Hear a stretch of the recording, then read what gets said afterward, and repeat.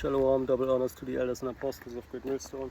Shalom also to the one-third Israelites, which include the Judah's children, the so-called Negros, Latinos, and Indians, and the blood descendants who are still oppressed together according to the book of Jeremiah 50 and 33, but to whom so late pertained the adoption, the giving of the law, the promises, the glory, and the covenants, according to the book of Romans, just in case you don't read.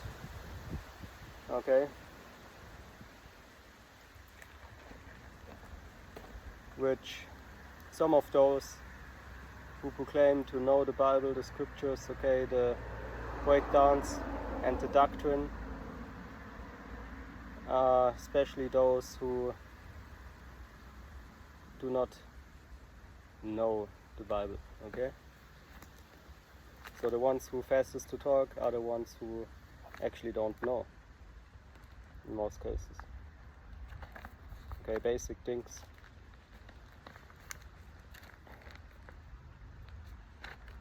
Today we will read chapter 7 in 1.Maccabees, okay, to continue where we stopped last time. In the 151st year, Demetrius, the son of Seleucus, departed from Rome and came up with a few men unto a city of the sea coast and reigned there. And as he entered into the palace of his ancestors, so it was, that his forces had taken Antiochus and Lysias to bring them unto him. Wherefore, when he knew it, he said, Let me not see their faces. So his host slew them. Now when Demetrius was set upon the throne of his kingdom, there came unto him all the wicked and ungodly men of Israel, having Alcimus, who was desirous to be high priest, for their captain. And they accused the people to the king, saying, Judas and his brethren have slain all their friends, and driven us out of our own land.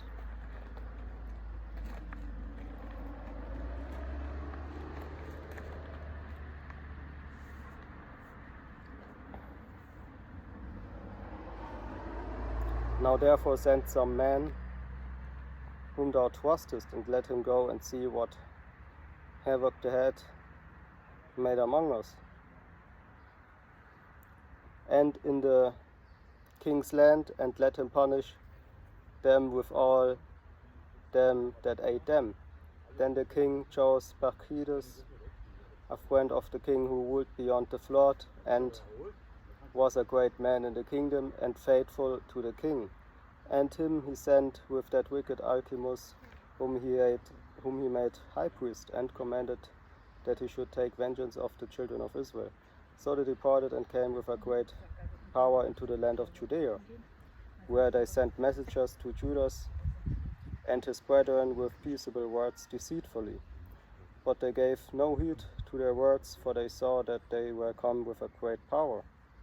Then did there assemble unto Alcimus and Bacchides, or Bacchides, or how you say, a company of scribes to require justice. Now the Assyrians were the first among the children of Israel that sought peace of them. For said they, one is a priest of the seed of Aaron is come with this army, and he will do us no wrong. So he spake unto them peaceably, and sware unto them, saying, We will procure the harm neither of you nor your friends. Whereupon they believed him, howbeit he took of them 70 men, and slew them in one day, according to the words which he wrote. The flesh of thy saints have they cast out, and their blood have they shed round about Jerusalem, and there was none to bury them. Wherefore the fear and dread of them fell upon all the people, who said, There is neither truth nor righteousness in them, for they have broken the covenant and oath that they made.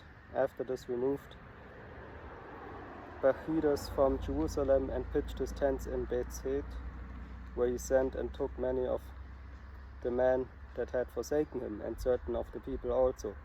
And when he had slain them, he cast them into the great pit. Then committed he the country to Alcimus, and left with him a power to aid him. So Bacchides went to the king. But Alcimus contended for the high priesthood, and unto him restored all such as troubled the people, who after they had gotten the land of Judea into their power, did much hurt in Israel. Now when Judas saw all the mischief that Alcimus and his company had done among the Israelites, even above the heathen, he went out into all the coasts of Judea round about, and took vengeance of them that had revolted from him, so that they durst no more go forth into the country. On to the other side, when Alcimus saw that Judas and his company had gotten the upper hand, and knew that he was not able to abide their force, he went again to the king, and said all the worst of them that he could. Then the king sent Nicanor, one of his honorable princes, a man that bare deadly hate unto Israel, with commandment to destroy the people. So Nicanor came to Jerusalem with a great force, and sent unto Judas and his brethren deceitfully with friendly words, saying, Let there be no battle between me and you. I will come with a few men, that I may see you in peace.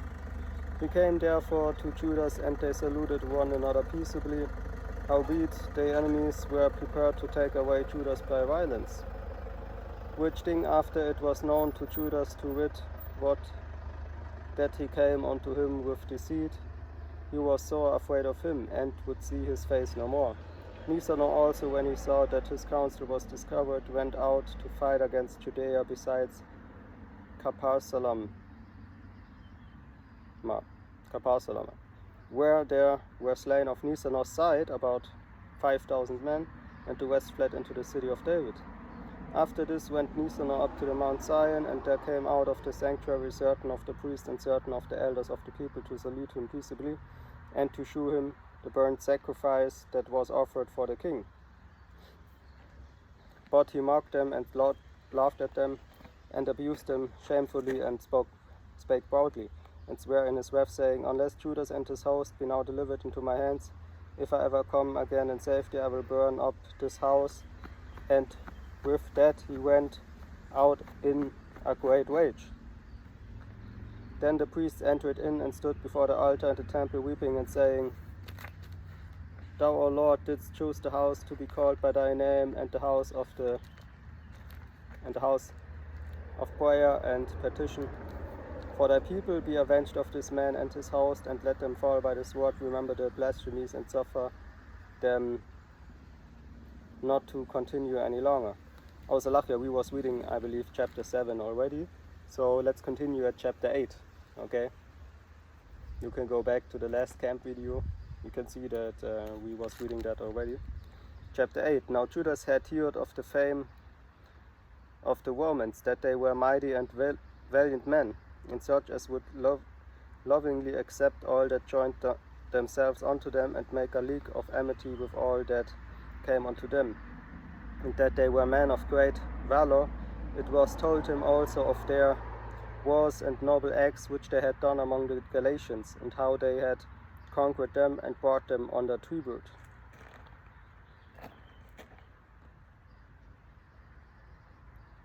And what they had done in the country of Spain for the winning of the mines of silver and gold which is there, and that their policy and patience they had conquered all the place, thought it were very far from them, and the kings also that came against them from the uttermost part of the earth, till they had discomfited them, and given them a greater overthrow, so that the rest did give them tribute every year. Besides this, how they had discomfited in battle Philip and Perseus, king of the Cutims, with others that lifted up themselves against them and had overcome them. How also Antiochus, the great king of Asia, that came against them in battle, having 120 elephants, with horsemen and chariots, and a very great army, was discomfited by them. And how they took him alive, and covenanted that he and such as reigned after him should pay a great tribute, and give hostages, and that which was agreed upon, and the country of India and Lydia, and of the godliest countries which they took of him, and gave to King Eumenes. Moreover, how the Thracians had determined to come and destroy them, and that they, having knowledge thereof, sent against them a certain captain, and fighting with them slew many of them, and carried away captives their wives and their children, and spoiled them, and took possessions of their lands, and pulled down their strongholds, and brought them to be their servants unto this day. It was told him besides how they destroyed and brought under their dominion all the other kingdoms and isles that at many times resisted them. But with their friends and such as relied upon them, they kept amity, and that they had conquered kingdoms both far and nigh, insomuch as all that heard of their name were afraid of them. Also that whom they would help to a kingdom, those willing, and whom again they displace. Finally, that they were greatly exalted. Yet for all this none of them wore a crown or was clothed in purple to be magnified thereby. Moreover, how they had made for themselves a senate house, wherein 320 men sat in council daily, consulting all way for the people, to the end they might be well ordered.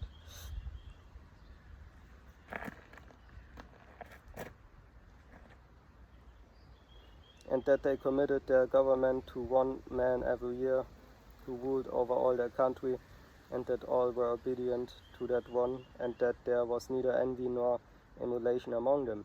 In consideration of these things, Judas chose Eupolemus, the son of John, the son of Achos, and Jason, the son of Eleazar, and sent them to Rome to make league of amity and confederacy with them, and to entreat them that they would take the yoke from them, for they saw that the kingdom of the Grecians did oppress Israel with servitude. They went therefore to Rome, which was a very great journey, and came into the Senate, where they spake and said, Judas Maccabees with his brethren,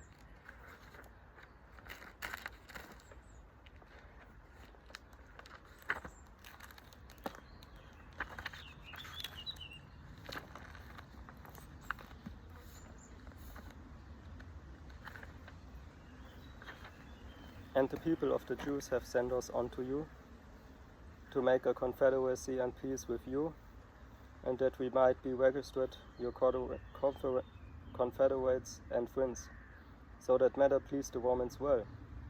And this is the copy of the epistles which the synod wrote back again in tables of brass, and sent to Jerusalem, that there they might have by them a memorial of peace and confederacy. Good success be to the Romans and to the people of the Jews, by sea and by land forever, the sword also, and enemy be far from them. If there come first any war upon the Romans or any of their confederates throughout all their dominion, the people of the Jews shall help them, as the time shall be appointed, with all their heart. Neither shall they give anything unto them that make war upon them, or aid them with victuals, weapons, money, or ships, as they shall keep their covenants without taking anything therefore. In the same manner also, if war come first upon the nation of the Jews, the Romans shall help them with all their heart,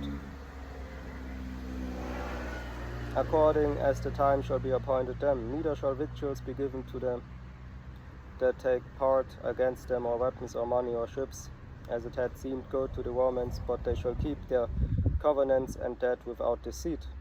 According to these articles did the Romans make a covenant with the people of the Jews. Howbeit, if hereafter the one party or the other shall think meet to add or diminish anything, they may do it at their pleasures, and whatsoever they shall add or take away shall be ratified. And as touching the evils that Demetrius doeth to the Jews, we have written unto him, saying, Wherefore hast thou made thy yoke heavy upon our friends and confederates the Jews? If therefore they complain any more against thee, we will do them justice, and fight with thee by sea and by land.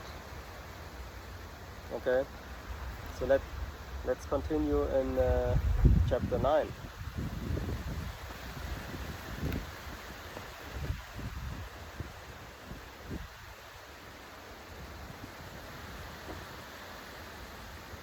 Furthermore, when Demetrius heard that Nicanor and his host were slain in battle, he sent Bacchides and Alcimus into the land of Judea the second time, and with them the chief strength of his host, who went forth by the way had that leaded to Galgala, and pitched their tents before Mazalot, which is in Arbelia.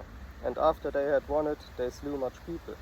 Also the first month of the 152nd year, they encamped before Jerusalem, from whence they removed and went to Berer with 20,000 footmen and 2,000 horsemen. Now Judas had pitched his tents at Eleazar, and 3,000 chosen men with him. Okay, this is actually a nice weather, okay.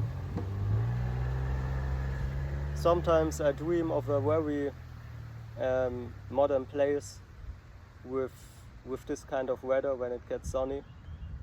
Me standing there being, you know, kind of like the building master of that modern place. Not like you see it sometimes, you know, in these modern cities. Also, it's more like a futuristic style, you know. A place where you can, I don't know, study the scriptures or whatever. Okay.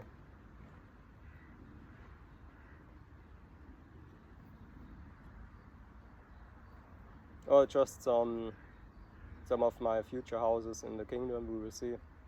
But sometimes when the weather is so nice, I think about that place, because the weather will always be like that there. Not that it's getting too hot that you're gonna sweat or something like that, okay? We don't want to sweat all day, okay? There's no need to, okay? So let's continue.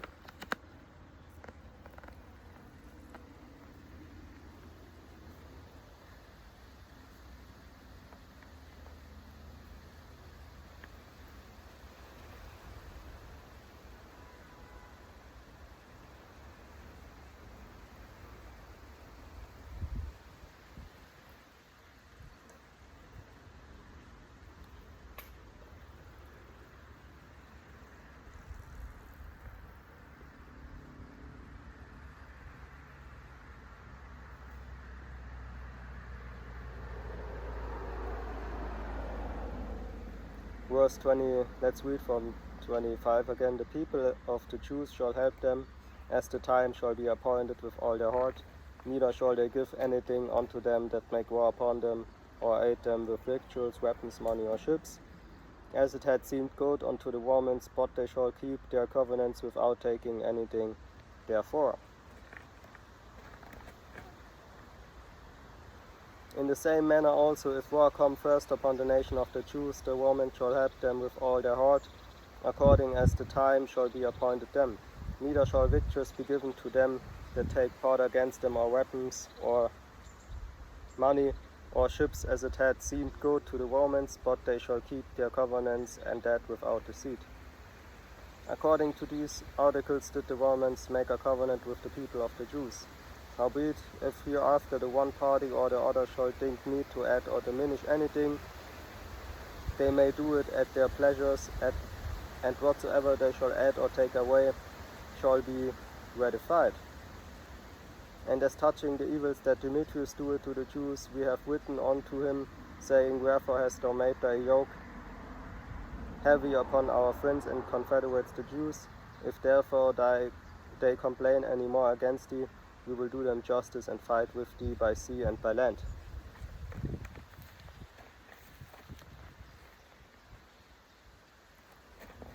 Furthermore, when Demetrius heard that Nicanor and his host were slain in battle, he sent Bacchides and Alcimus into the land of Judea the second time, and with them the chief strength of his host, who went forth by the way that leadeth to Galgala, and pitched their tents before Mazalot, which is in Arbela. And after they had won it, they slew much people. Also the first month of the 152nd year, they encamped before Jerusalem.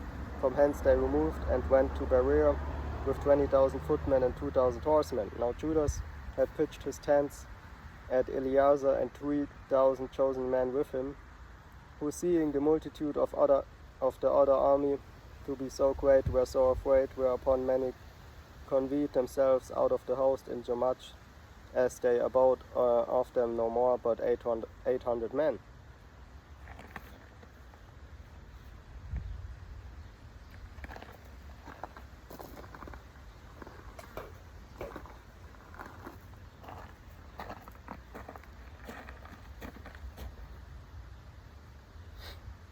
When Judas therefore saw that his host slipped away, and that the battle pressed upon him, he was sore troubled in mind and much distressed, for that he had no time to gather them together. Salafi, I'm just fixing the camera a little bit.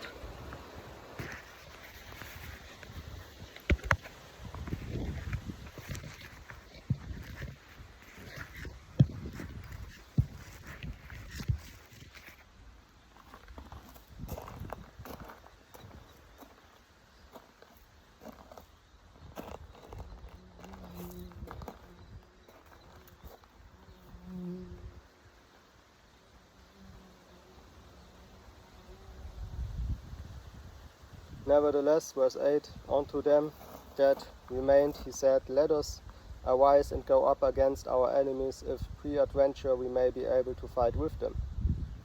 Okay, hopefully the camera is not moving, because the wind is very heavy at the moment.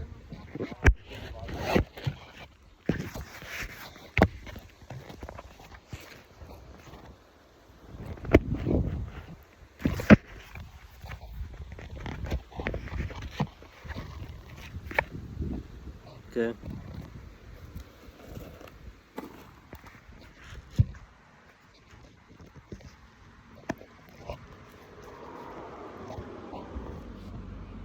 Now it should work better.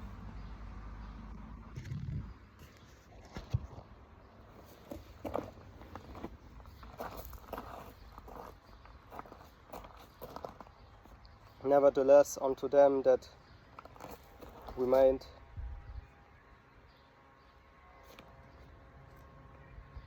he said, let us arise and go up against our enemies, if peradventure we may be able to fight with them.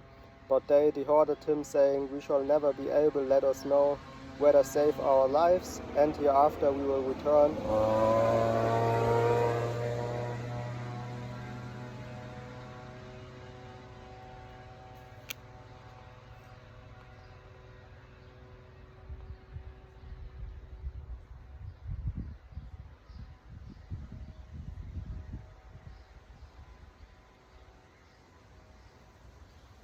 With our brethren and fight against them, for we are but few.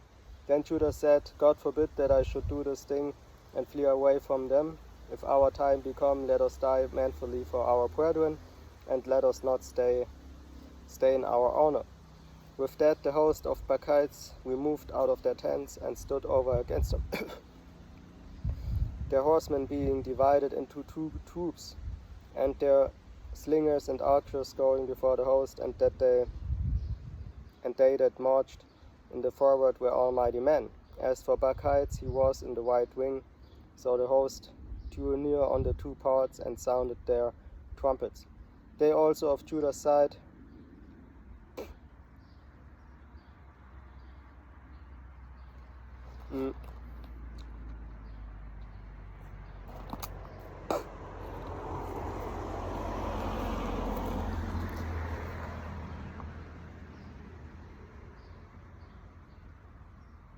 even they sounded their trumpets also, so that the earth shook at the noise of the armies, and the battle continued from morning till night. Now when Judas perceived that Bacchides and the strength of his army were on the right side, he took with him all the hardy men, who discomfited the right wing, and pursued them unto the Mount Azotus. But when they of the left wing saw that they of the right wing were discomfited, they followed upon Judas, and those that were with him hard at the heels of it from behind, whereupon there was a sore battle, insomuch as many were slain on both parts. Judas also was killed, and the remnant fled. Then Jonathan and Simon took Judas their brother, and buried him in the sepulchre of his fathers in Modin. Moreover, they bewailed him, and all Israel made great lamentation for him, and mourned many days, saying, How is the valiant man fallen that delivered Israel? As for the other things concerning Judas and his wars, and the noble acts which he did, and his greatness, they are not written, for they were very many. Now after the death of Judas, the wicked began to put forth their heads in all the coasts of Israel.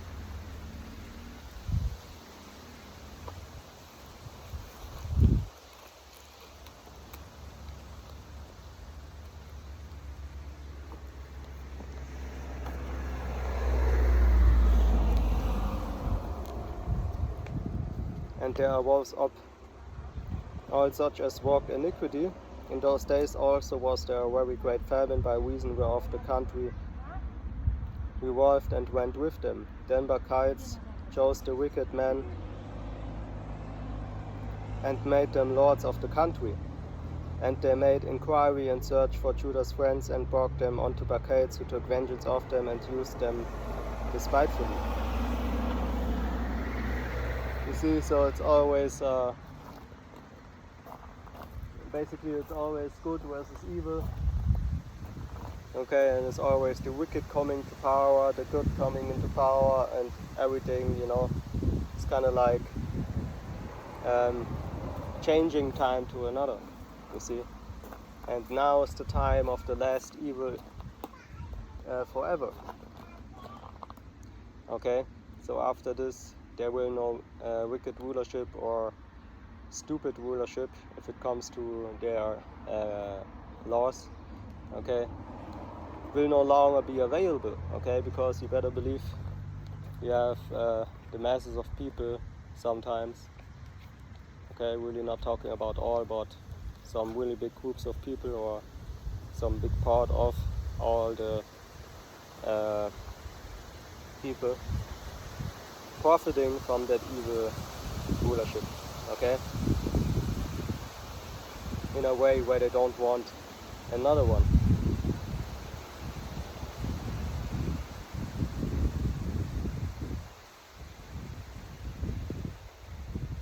Okay, the scripture, search that up, is talking about the last days, okay? And the wicked man, or the wickedness, shall increase, because the love of many shall wax cold. Type it in. Okay. This shall thou know, that in the last days wickedness shall increase, because the love of many shall wax cold. King James Version. Type that in and you will see that same one verse.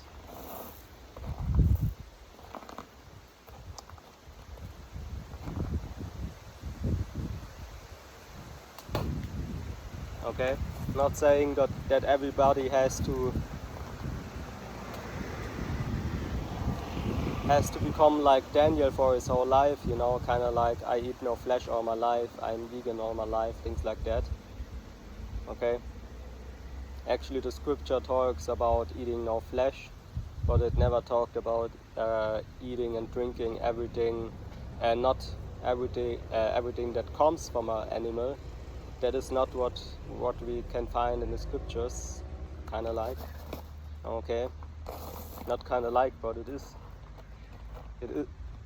the truth, okay. But the scripture obviously talks about Daniel eating, I believe it was 1 week, no flesh at all, okay, just vegetables, things like that, you know. So you can choose that for yourself, but the scripture talks in the so-called New Testament about judging not the one who eats flesh, okay, just because you don't, okay. But what I wanted to go with this is, look what they do with the animals, okay. That's a good example of the love shall wax cold. Salafia, I should drink more. That's a good example of the love of many shall wax cold. Look what they do to the animals. You have chickens.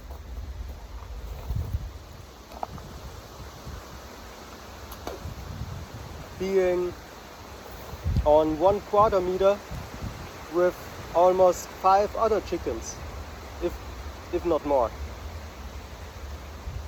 just to live a really cool life and to give eggs, and after that it will be slaughtered and made into flesh. Okay, you see? So that, you know, we Israelites, we don't have that much money, okay? Not the big cars and things like that. Some of us do, and we connected to the brotherhood, and we connected, you know, that others can profit from that also, you see? So we not like these heathens, keeping everything to themselves and, you know, things like that, okay? But you can understand why Israelites have to, if they go to the supermarket, buy things, you know, that these heathen sometimes don't have to, because they receive the money out of nothing, basically out of thin air, because they still profiting from that transatlantic slave trade. Okay, so basically, especially if you don't admit that you profit from the transatlantic slave trade or the oppression of the Israelites, makes it even more proof that you do. Okay, because that is the excellence of oppression, that you say, oh, we don't profit of that, especially not to this day. But exactly that is the excellence of that oppression, that somebody who listens to you in that same sentence actually, you know, believes you, because he never knew what the transatlantic slave trade is and what it was. You know, people that have a obvious lack of knowledge, man.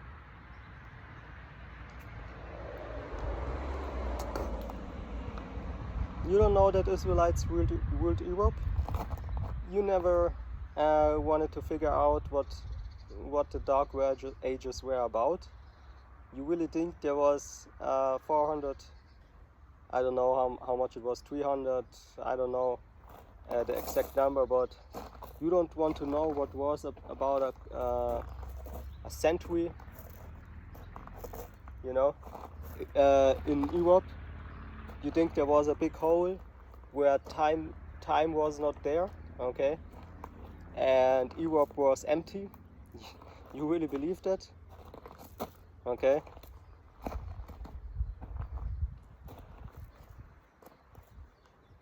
It talks about Satan was in prison for 1,000 years.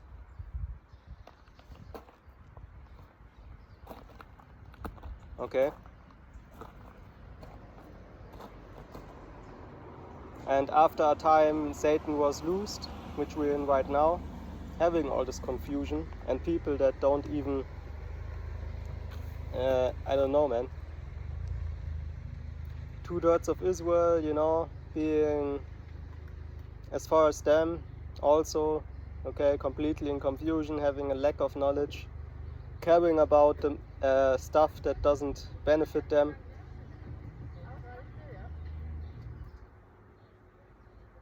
No clue whatsoever.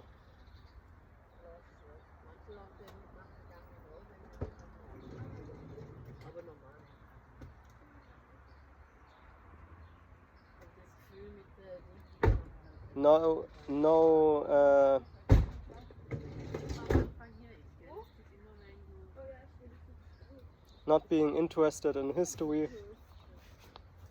Okay, that is the modern day 2/3.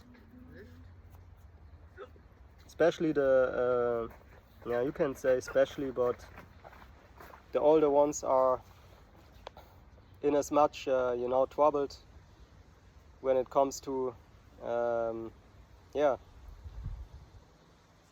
gathering the information what they actually need to really make it, okay, out of the lack of knowledge that they have. So let's continue. So as I said, talking about the verse that I was quoting.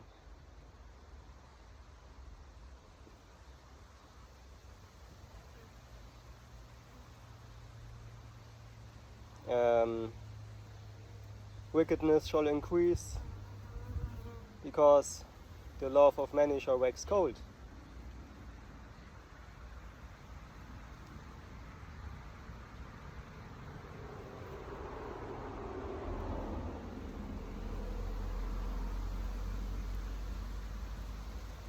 People are busy in other men's matters.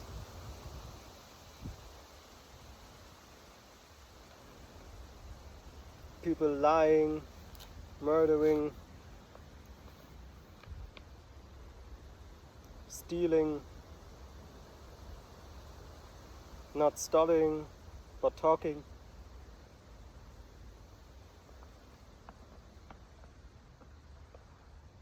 Okay?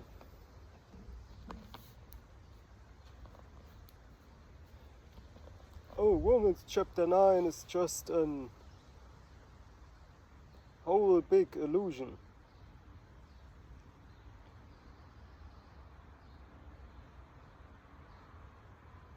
When it was actually written by the apostle that they see as the that most of these heathens see as the biggest apostle, Paul, you know.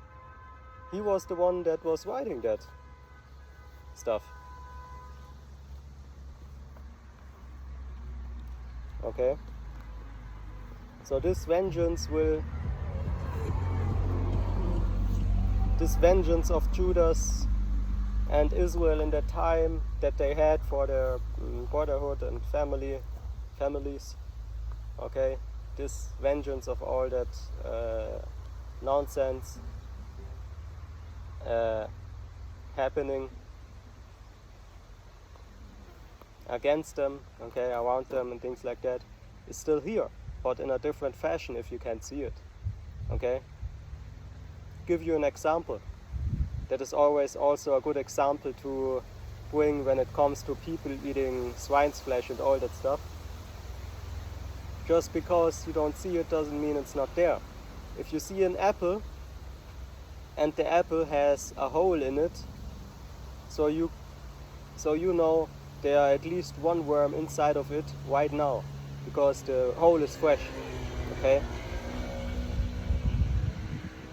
But from the outside you see no worm and you eat it. Guess what happens if you are finished eating? Exactly. You was eating the worm right there. So that's all these people eating all that nonsense, all that swine's flesh and whatever the F.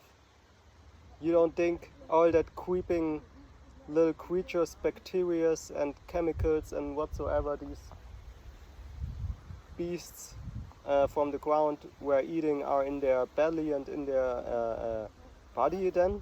You really believe that? Okay. Of course, that makes something with your body, especially if you repeat it. Okay? Especially if you repeat it, because not always, if you cook something, okay, the worst of the worst is out of that thing what you eat there. Okay, so really, these people don't understand that what you eat becomes eventually a part of you, and that not everybody looks on the outside and says, okay, your smell, your behavior, and your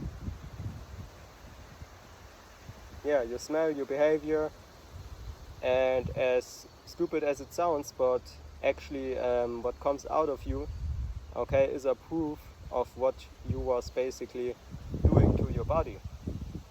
Okay, and I see that a lot of times. For example, my ex-girlfriend, at first when we was meeting, there was no smell at all, no, creepy smell at all coming from her. But after a while, I was kissing her a lot also, of course, but I never noticed some kind of strange smell. But then, for some reason, all of a sudden there was that strange smell coming out of her mouth. I was just thinking about, of course it has to do with what this human being is eating, without kind of like studying first, okay, what is best for my body, or what is at least not doing no harm to my body. That should be the minimum, okay? So I'm not the one to judge, but as it goes for me, I don't want that every day, okay? I don't want to smell dead bodies all day, okay?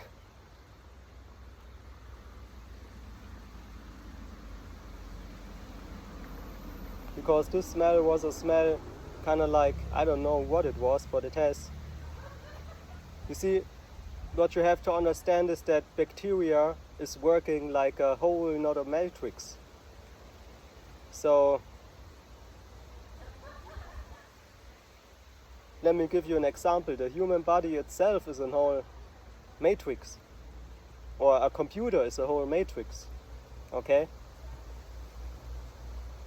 So whatever the smell had in it, it's a mixture of dead bodies, creeping pigs on the earth, whatever they was eating, made it into their flesh, and so on and so on. Okay, and then all the bacteria that were from even the pigs, the parent pigs of this pig, and from the, I don't know, wet that was there creeping on the ground also. Okay, bacteria is so small in a microorganism that you can't even see it, okay? So of course a microorganism has even more abilities to reach basically your body to what you eat, to whatever you know, you're doing, okay?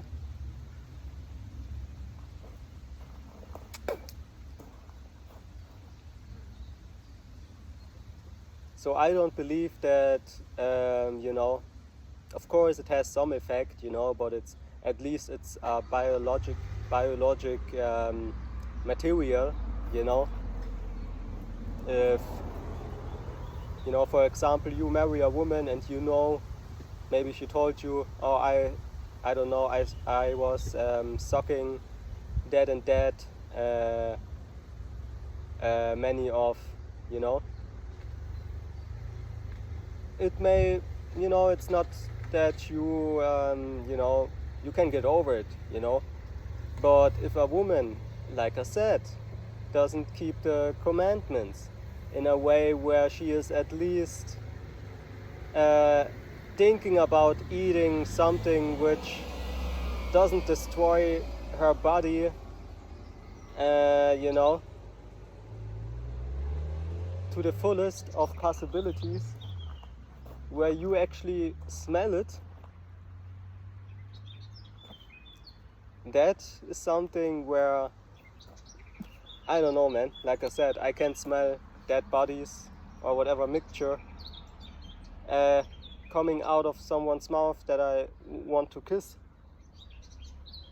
At one moment it was no longer possible for me, you see? So you may wonder, oh, how was it then? You know, you was not smelling you was not smelling that, I don't know, it was maybe 2 months. But then all of a sudden, I tell you why it was that. Because, like I said, this is a whole nother matrix, man. This body, this temple of hers, was maybe for that time just calculating what you put inside of her, and then it came to the upper part of her body, it came to the mouth eventually. And now it's the point where you can't get rid of it.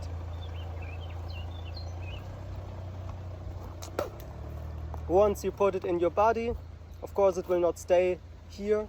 it will first go here, then it, it calculates with it. It looks, it's a whole system out in there, man.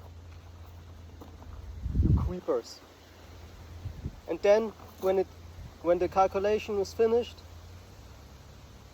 it will have an effect on the whole body from that point on. Okay?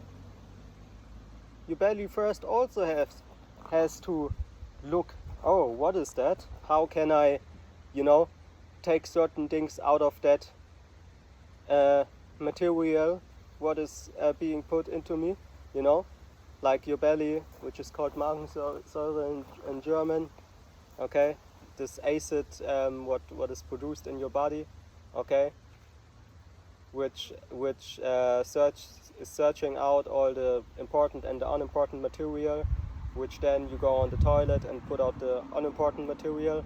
It's the same thing what calculates with this toxic stuff also, and with the bacteria and whatsoever. Just the problem starts when some bacteria and toxic things, the body is not able to put it out of it.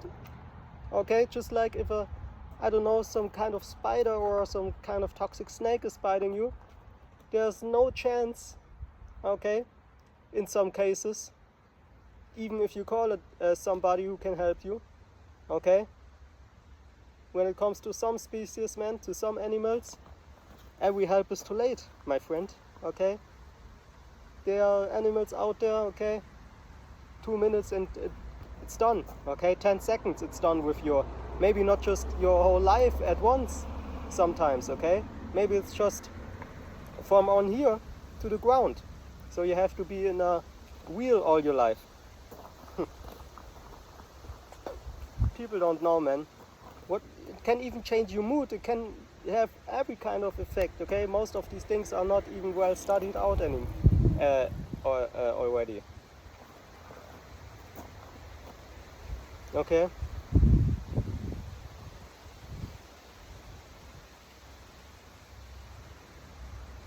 Like I said, I don't bite in an apple if I see, oh, there could be a worm inside of it.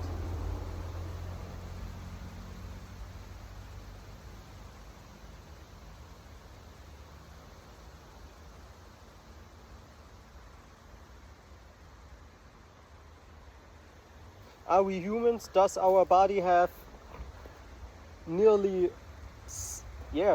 supernatural, of course not because it's natural, but does our body have super high level systems in it? Of course it does, and you may eat toxic things sometimes without knowing it, and your body can actually fight it and eventually wins the fight. But okay, let me say it like that. If you fall into a water with 5 sharks,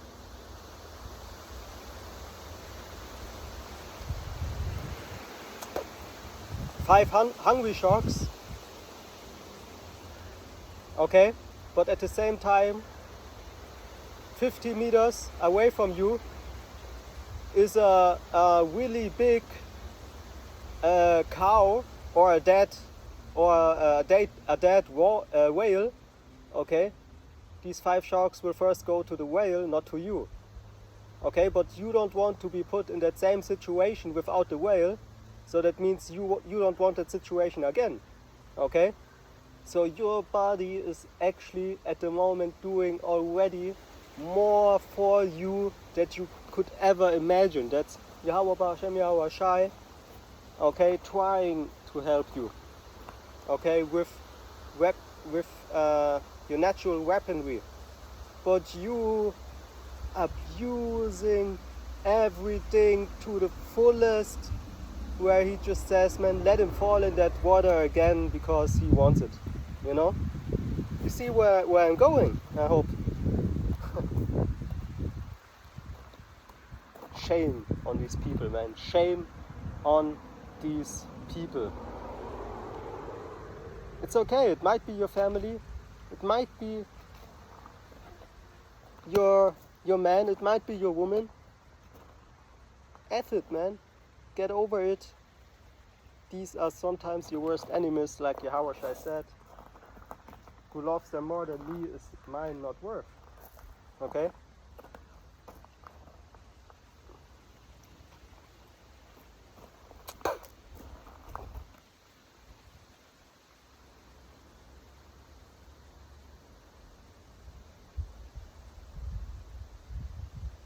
What profit is there for Yahweh Ba'Hashem Yahweh Shai to let it continue like that, I don't know, forever or 2050, if the people destroy not just themselves but also nature and their whole surrounding? What stupid nonsense.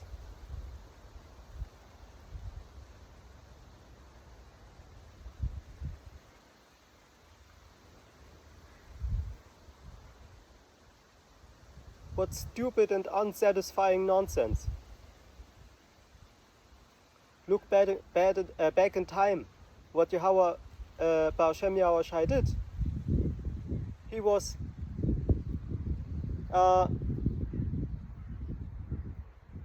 drowning all these creatures back then, who are now back today in most cases. Okay?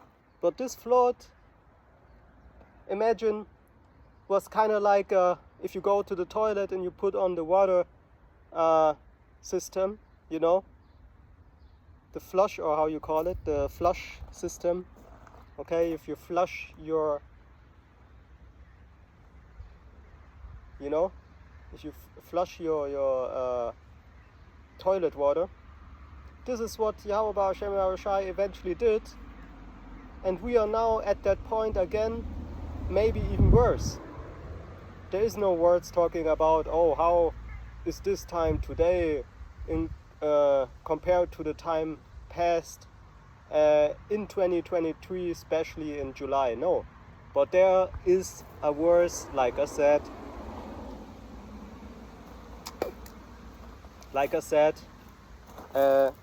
wickedness shall increase, but guess what? There's another verse talking about a time that never was on earth before. So it will not even, or it is maybe not even as worse as back then, before the flood came. It might be even, today while we're talking, it might be even worse. It might be even worse. No, you don't have to look into the darknet to see the shadow side of the population of the world itself. I go into darknet.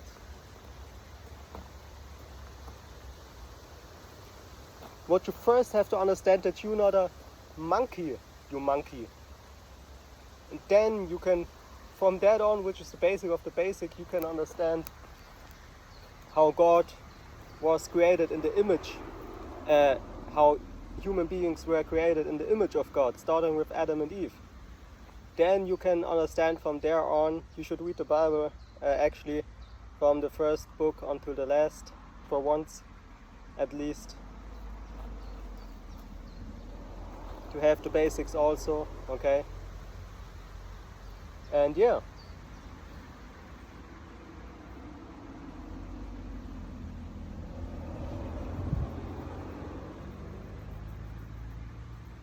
Might be even people out there who believe, oh, if we are monkeys, there is no hope at all for us. Yeah, you're true. But the sad truth to it is that you are not a monkey. And there is no hope for you. Not for the world, for you. You monkey.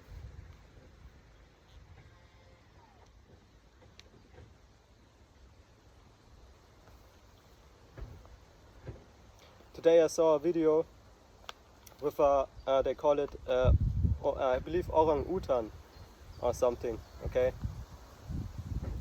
I'm studying so much at the time, but I think it's orang-utan in English. Okay, it's kind of like that monkey with that big mouth and He behaves almost like one of the most intelligent apes. Like you have many species and this is one, you know. And he is already really big, you know, like this or somewhat. And you had a group of zoo visitors, okay, and the monkey was undressing the man's jacket, okay. You have this Reißverschluss, you know, which the thing where you zip, and the monkey went to that man and was zipping that, undressing that man's jacket, okay, with the zip. And guess what these people were saying? Oh, that's a human! Oh, that's a human! Oh my god! Oh my god! That's a human! Yeah, that's a human and you are a monkey. Let me say that again. That's a human and you are the monkey.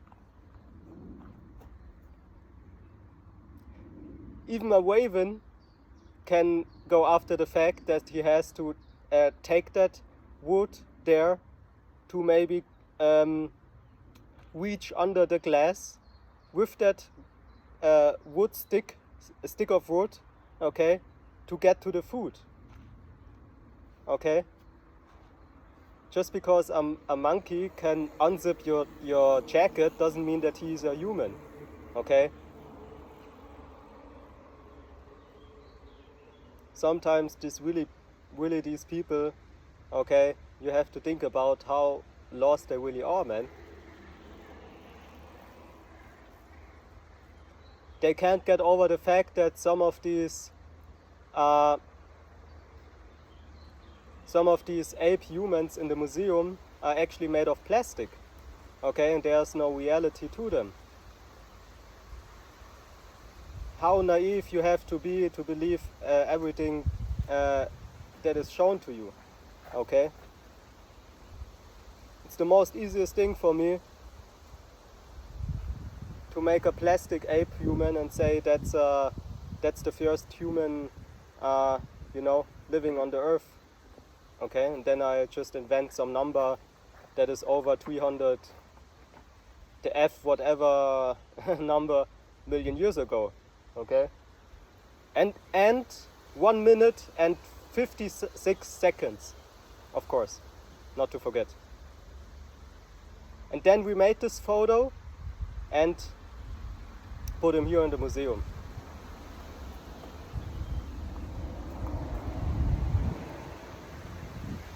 These people are really crazy in a bad way, man. Not in a good way or in a funny or, you know, a way of humor and of, you know, not being too serious about everything where you can't even laugh. Okay, they are badly confused and badly lost, man, and badly crazy about seeing not how they behave and what nonsense they actually let out of their mouth, man. But talking about, oh, the Bible here and there. I bet you believe an ape wrote the Bible, man. I bet you believe that a monkey was writing the Bible. Sometimes you can just shake your head, man.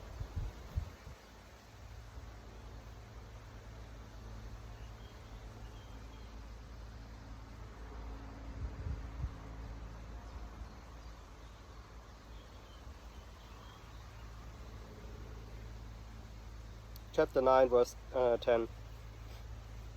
Then Judah said, God forbid that I should do this thing and flee away from them if our time be come.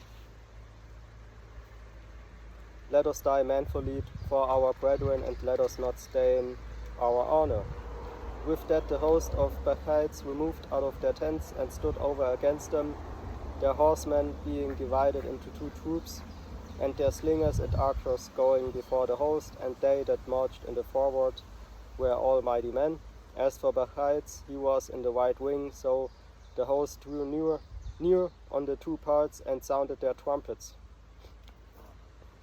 They also of Judah's side, even they sounded their trumpets also, so that the earth shook at the noise of the armies, and the battle continued from morning till night. Okay, you have that one story in Amos where the Israelites made it, okay, where the sun actually stood still until they were finished fighting. Okay, read that. That's a beautiful story. Okay, maybe I will do a video to that next time. Okay, a lesson a little. Okay. So the sun stood still, I don't know, but at least one night, as I remember. Okay. That's crazy, in a good way, man. Okay. People watching, just imagine yourself watching in the sky, the sun burning, just like these days, or nowadays, you better should say maybe, because it's getting hotter, year by year, month by month, you know. Just imagine you being in the sun the whole day from morning until evening, and just as you think, oh, now it's time for the sun to go down, you see, because you was following the time the whole day, and your body rhythm is used to, okay, so you getting kind of like tired, but the sun is still up there like it's midday. Your mind and your body will so confused that you might believe that you dream, okay? But actually it was no dream for these people back there.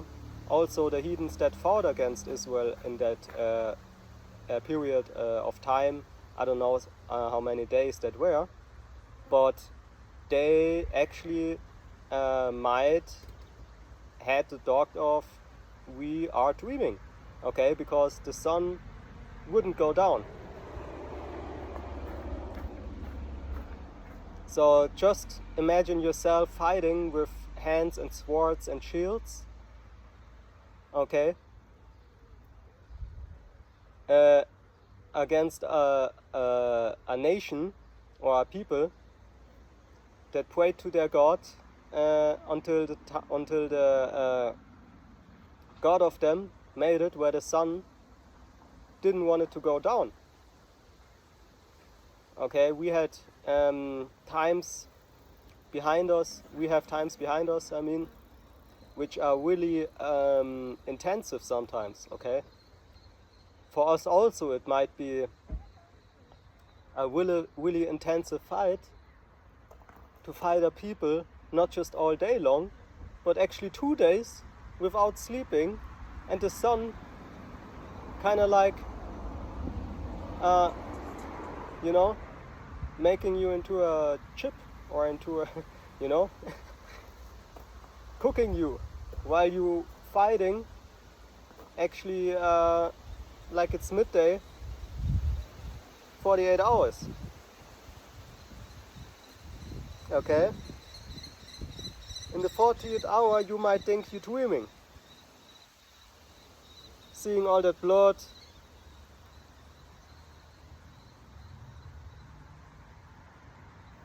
watching at whatever time, whatever watch they had, you know, at specifically that time. You know, there are different time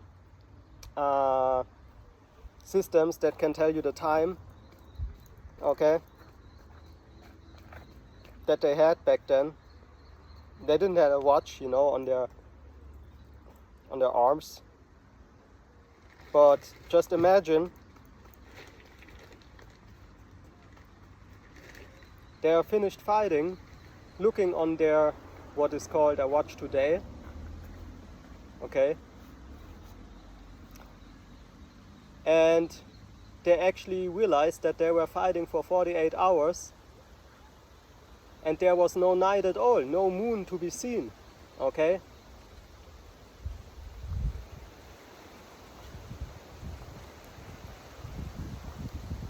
Sometimes, you know, you don't just have to read, but you also have to really think about what are you reading, okay?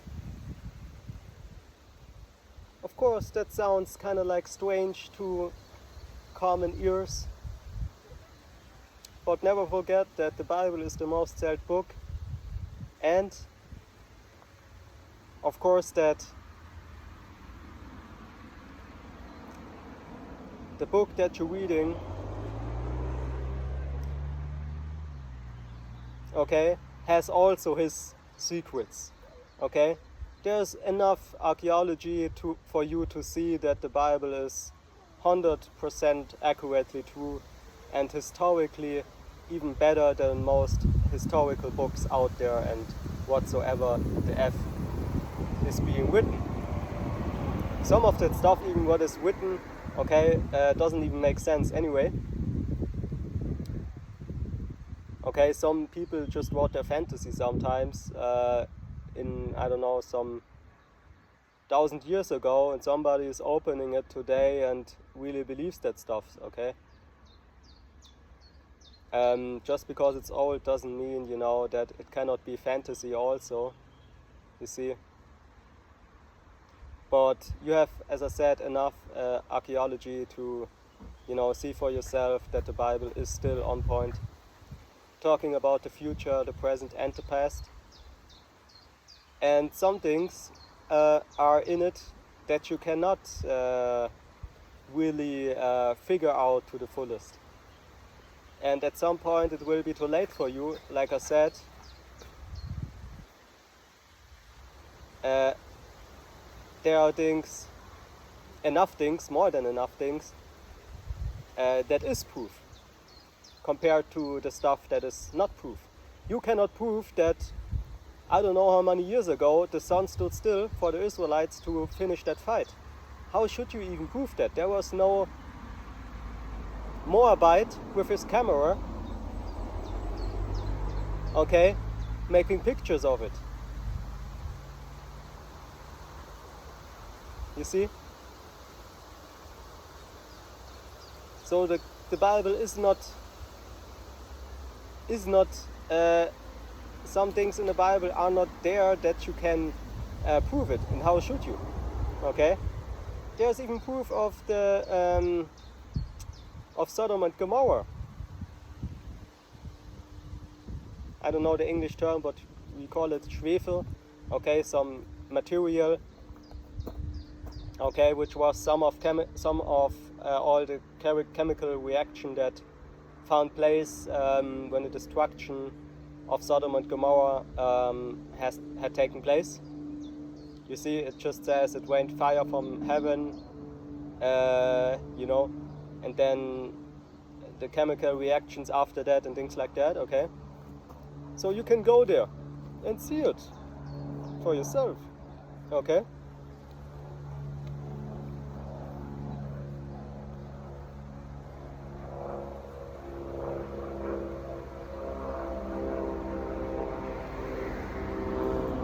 Like I said, but a plastic ape human will not move.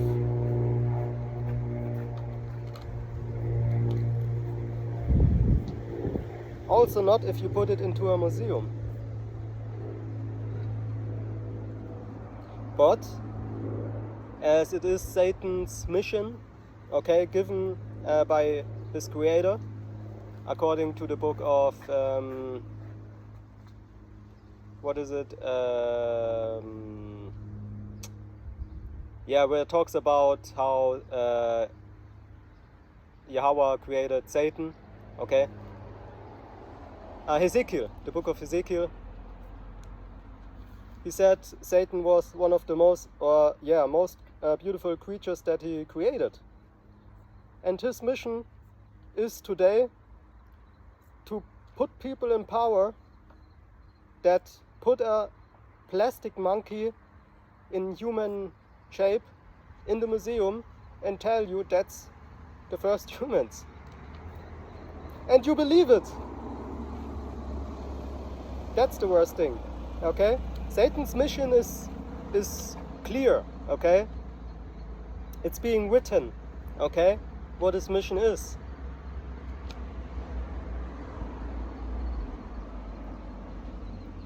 okay? But your mission,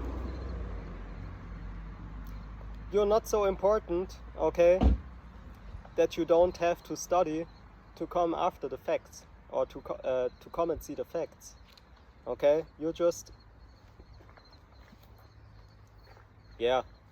but you are a human being, okay, created in the image of God, but actually you're just ashes, okay, of course. So you of course have to study to show yourself approved, okay? Satan doesn't have to show himself approved, because he is already approved.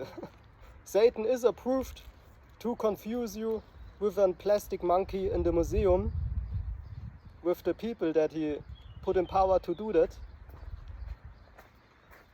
And it's okay, because he was created for that. But you as a human being, you should show yourself approved to understand at least the minimum of what is being required of you. Okay, Satan is also more clever than a human being, you might think, okay?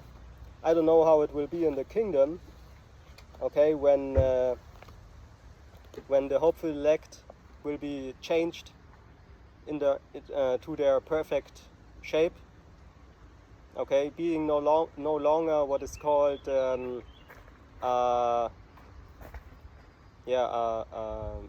biological human being, okay, with limited knowledge, okay. For example, if you study too much, eventually you will find out that there are people that know certain things better than you, because they use their small lifetime to go into a different matter, what has to do with your matter, okay, but you know, you are limited, you cannot know everything, you have to go into specific topics, okay, and even there you find out that there are people that have a complete different thought process than you, and can figure out things that are completely different than yours, but also very good and maybe even better than yours, okay? There are people that not just have 2 doctor titles, there are people who have 5 or 10 in the same topic, okay? So of course there's always some limit to you, okay? But every human being has his own strength and weakness, of course, okay? So that makes us humans, basically, of course, you see? But Satan is already in his perfect state, if you will.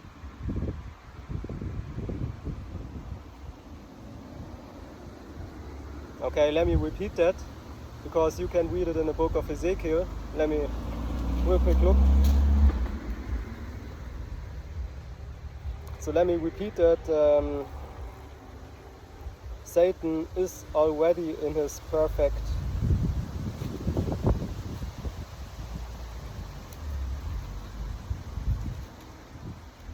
shape.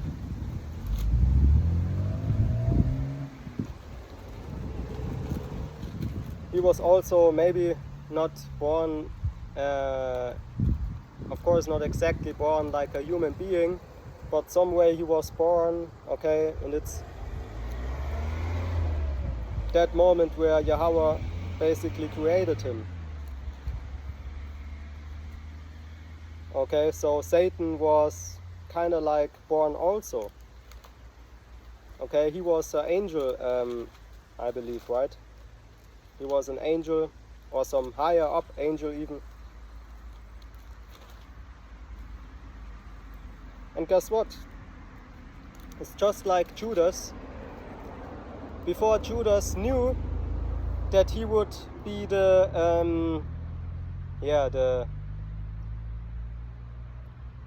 Judas would be the one, okay? Yahweh knew that Satan would be the one who would be called Satan later, okay, by us humans. Okay, what we, like I said, can read in the Bible, and we will read in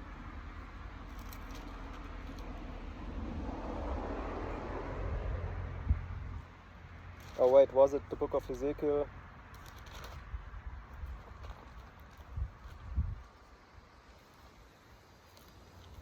Yeah, we can read Job also, maybe.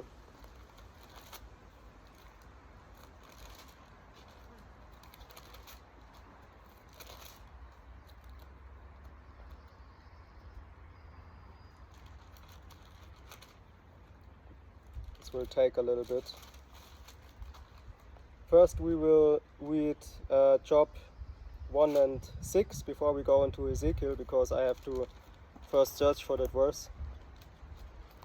But to show you an idea what I'm talking about, we will read Job 1 and 6 real quick. Now there was a day when the sons of God came to present themselves before God, before the Lord. So Satan is officially called a son of God, and Satan came also among them.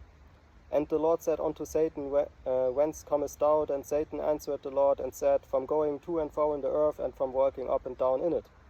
And the Lord said unto Satan, Hast thou considered my servant Job, that there is none like him in the earth, a perfect and upright man, one that feareth God and escheweth evil? Then Satan answered the Lord and said, Do Job fear God for naught? Hast thou not made an hedge about him, and about his house, and about all that he had on every side? Thou hast blessed the work of his hands, and his substance is increased in the land. But put forth thine hand now, and touch all that he had, and he will curse thee to thy face. And the Lord said unto Satan, Behold, all that he had is in thy power, only upon himself put not forth thine hand. So Satan went forth from the presence of the Lord. Okay, this is an example that there is no wet-looking devil somewhere down the earth. Okay, where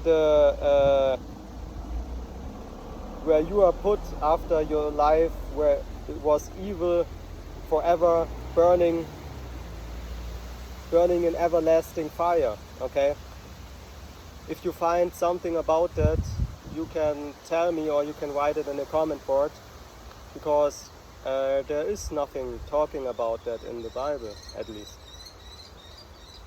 Okay, like I said, Satan was a creation of Yahweh that is already perfect for his for what he is being created. Okay,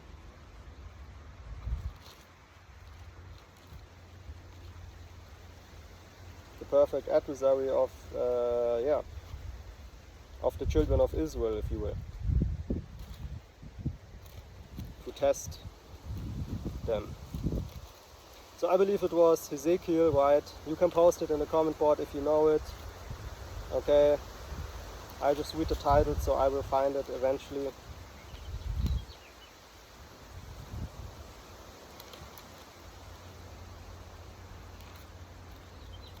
In Ezekiel it talks also about the vision of Ezekiel.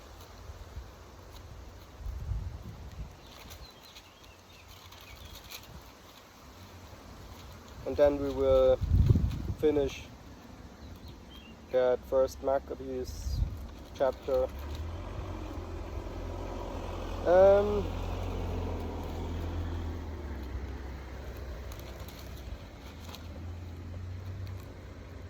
Yeah, you can write it in the comment board, yeah. Because I believe it was Ezekiel, but maybe I'm kind of like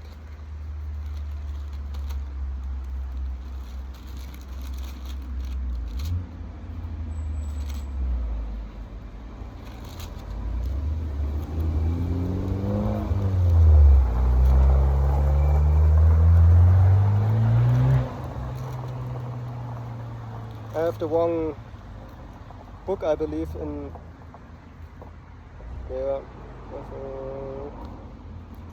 Jonah, Obadiah, Amos.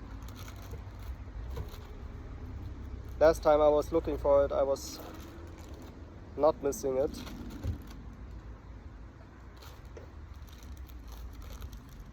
Yeah, but sometimes, you know, you just look for something and you might have the wrong book or so.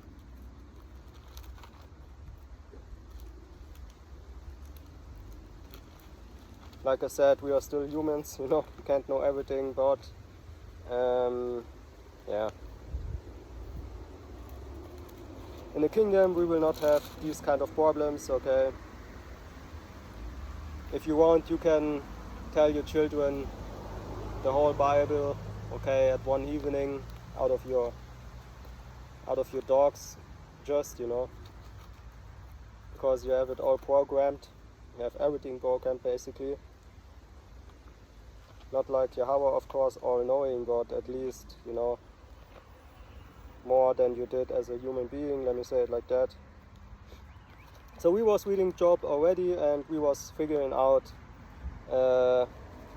what Satan, his mission is, okay, and like I said, and you should anyway know that there is a scripture, a chapter, at least one chapter, talking about Satan's creation. He even talks about how beautiful he was created and things like that. And yeah, so really, Satan, yeah, even if it's for yeah, kind of like, even if he is doing evil, he is approved by Yahweh to do so, okay, if you will. He is the agent of Yahweh Ba'Shem Yahweh Shai, and you are not. You are just a human being, ashes, and actually even ashes that is proud. Okay, of course we try to be humble and things like that, you see. But a human being will always be a human being, you see. So what is required of you, like I said, is to figure out the truth, okay. Might be that your life is just 100 years, but 100 years is more than enough for a human being to find the truth, okay. And you are lucky if you go about 100 years, I believe, you know. You could call yourself lucky. Anyway,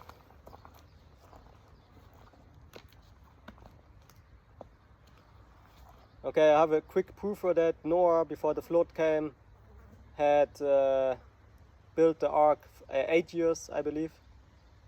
Well, I don't know, yeah, I believe 8 years. You can post it in the comment board if you know it. It's also a little bit hot here, but you don't know. Maybe he was in the truth just 1 year before that. Okay, so 1 year is even more than enough for a human being to look for the truth, find the truth, and approving himself, or for her to approve herself. Okay.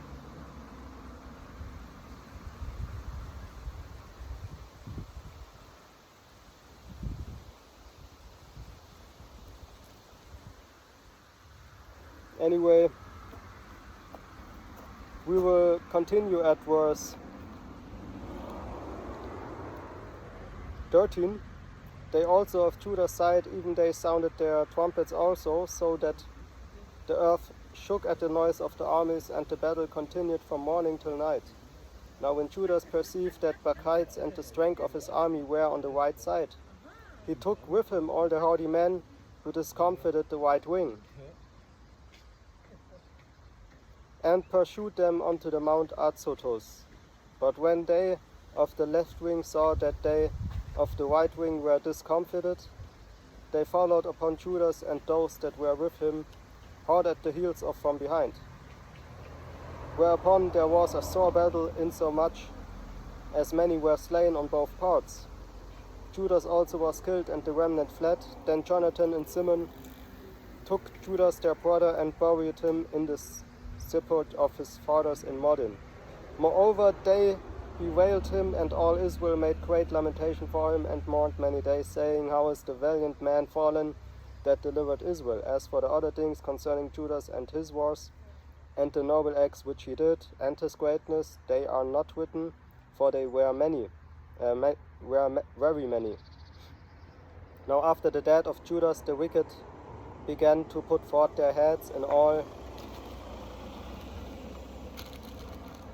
the coast of Israel, and there arose up all such as walked iniquity. In those days also was there a very great famine, by reason therefore the country revolted and went with them, or wherefore the country revolted and went with them. Then Bacchides chose the wicked men and made them lords of the country, and they made inquiry and search for Judah's friends, and brought them unto Bacchides, who took vengeance of them and used them despitefully. So was there a great affliction in Israel, the like whereof was not since the time that a prophet was seen among them. For this cause all Judah's friends came together and said unto Jonathan, Since thy brother Judas died, we have no man like him to go forth against our enemies, and Bacchides against them of our nations, that are adversaries to us. Now therefore we have chosen thee this day to be our prince and captain in his stead, that thou mayest fight our battles. Upon this Jonathan took the governance upon him in that time, and rose up instead of his brother Judas. But when Bacchides gat knowledge thereof, he sought for to slay him. Then Jonathan and Simon, his brother, and all that were with him, perceiving that, fled into the wilderness of Tekoa.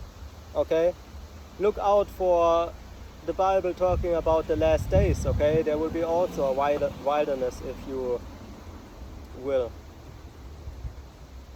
And pitched their tents by the water, the second Exodus, of the pole Asphur, which when Bacchides understood, he came near to Jordan with all his host upon the Sabbath day. Now Jonathan had sent his brother John, a captain of the people, to pray his friends, the Nabathites, that they might leave with them their carriage, which was much. But the children of Chambri came out of Medaba and took John and all that he had, and went their way with it. After this came word to Jonathan and Simon his brother, that the children of Chambri made a great marriage, and were bringing the bride of Nabathah with a great train, as being the daughter of one of great princes of Canaan. Therefore they remembered John their brother, and went up and hid themselves under the covert of the mountain, where they lifted up their eyes and looked, and behold, there was much ado and great carriage, and the bridegroom came forth, and his friends and brethren, to meet them with drums and instruments of music and many weapons. When Jonathan and they that were with him rose up against them from the place where they lay in ambush, and made a slaughter of them in such sort, as many fell down dead, and the remnant fled into the mountain, and they took all their spoils. Thus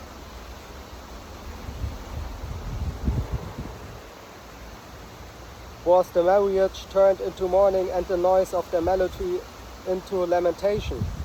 So when they had avenged fully the blood of their brother, they turned again to the marsh of Jordan. Now when Bacchides heard thereof, he came on the Sabbath day unto the banks of Jordan with a great power. Then Jonathan said to his company, Let us go up now and fight for our lives, for it standeth not with us today as in time past. For behold, the battle is before us and behind us, and the water of Jordan on the side and the side, the marsh likewise and wood, neither is there place for us to turn aside. Wherefore cry ye now unto heaven, that ye may be delivered from the hand of your enemies. With that they joined battle, and Jonathan stretched forth his hand to smite Bacchides, but he turned back from him. Then Jonathan and they that were with him leaped into Jordan, and swam over unto the farther bank, howbeit the other passed not over Jordan unto them. So there were slain of Bacchides' side that day about 1,000 men. Afterward returned Bacchides to Jerusalem, and repaired the strong cities in Judea, the fort in Jericho, and Emmaus, and Beth-horon, and Bethel, and Tamata, Paratoni, and Tapon. These did he strengthen with high walls, with gates, and with bars. And in them he set a garrison, that they might work malice upon Israel. He fortified also the city Bethsura and Gazara and the tower, and put forces in them, and provision of victuals. Besides, he took the chief men's sons in the country for hostages, and put them into the tower at Jerusalem to be kept. Moreover, in the 153rd year, the second month, Alcimus commanded that the wall of the inner court of the sanctuary should be pulled down. He pulled down also the works of the prophets. And as he began to pull down, even at the time was Alcimus plagued, and his enterprises hindered, for his mouth was stopped, and he was taken with a palsy, so that he could no more speak anything, nor give order concerning his house. So Alcimus died at the time with great torment. Now when Bacchides saw that Alcimus was dead, he returned to the king, whereupon the land of Judea was in rest 2 years. Then all the ungodly men held a council, saying, Behold, Jonathan and his company are at ease, and dwell without care. Now therefore we will bring Bacchides hither, who shall take them all in one night. So they went and consulted with him. Then removed he and came with a great host, and sent letters privately to his host, and sent to his adherents in Judea, that they should take Jonathan and those that were with him.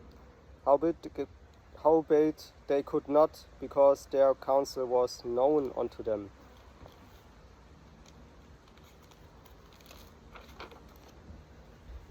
Okay. Wherefore they took of the men of the country that were authors of that mischief about 50 persons, and slew them. Afterward Jonathan and Simon and they that were with him got them away to Bethbasi, which is in the wilderness, and they repaired the decays thereof and made it strong. Which thing when Bacchides knew, he gathered together all his host, and sent word to them that were of Judea. Then went he and laid siege against Bethbasi, and they fought against it a long season, and made engines of war. But Jonathan left his brother Simon in the city, and went forth himself into the country, and with a certain number went he forth. And he smote Odonarkes and his brethren, and the children of